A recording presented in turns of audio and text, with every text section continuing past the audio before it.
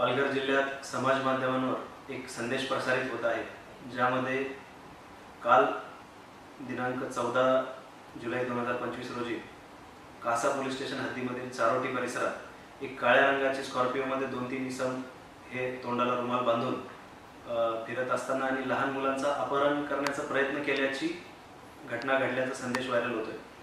तरी सदर घटनेची माहिती आज मिळताच त्वरित स्थानिक गुन्हे शाखा व कासा पोलीस स्टेशनच्या टीम त्वरित रवाना करण्यात आलेल्या आहे। सदर घटनेचा पालघर पोलिसांकडून कसून तपास करण्यात येत आहे आणि सदर घटनेची शहानिशा करून त्यावर कडक कारवाई त्वरित करण्यात येईल।